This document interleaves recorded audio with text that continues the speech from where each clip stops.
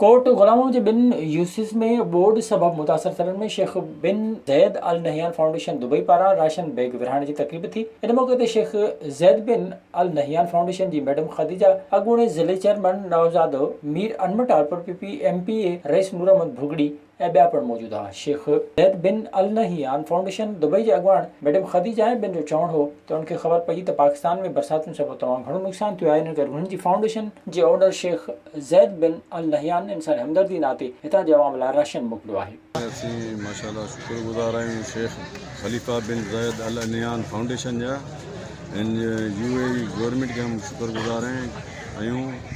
उन्हनि जी तरफ़ां अॼु असांखे जेकी इमदाद ॾिनी वई आहे। हिते तक़रीबन असां पहिरीं हींअर हिन खां अॻु में ख़ुदादाद UC में 1000 खां मथे बैग विराए चुका आहियूं ऐं इन खां पोइ हींअर 800 खां मथे बैग्स आहिनि जेके हिते जेके मुस्तक़ीन आहिनि, जेके हींअर तव्हां पाण ॾिठो हिते 2 टे गारा पिया हुआ पाणी में, माण्हू हिते ॿुॾल हुआ। उन्हनि खे हिननि ॾिसी हुते जी हुकूमत इहा सार लथी आहे पंहिंजे हिते जेकी बिरादर गुड जो जेको इज़हार कंदे ऐं असीं हुननि जा वॾा शुक्रगुज़ार आहियूं जो हुननि असांखे ॾुखे वक़्त में यादि कयो।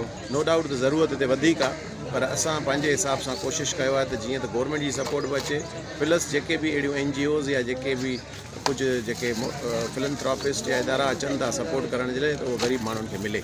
त इहो मैडम ख़दीजा साहिबा जेको आहे रिप्रेज़ेंट करे पई शेख ज़ैद बिन नहयान फाउंडेशन खे, ऐं हिननि एसी ताईं असांखे तक़रीबन मीरपुर ख़ास डिस्ट्रिक्ट में 4000 बैग्स जो कंट्रीब्यूशन कयो आहे, जेको असां कुझु सिंधड़ी तालुके में डिस्ट्रीब्यूट कयो आहे, कुझु असां जेको आहे हिते जूं 2 UC सिलेक्ट कयूं, हिकिड़ी ख़ुदादाद UC, ॿी काछेलो UC।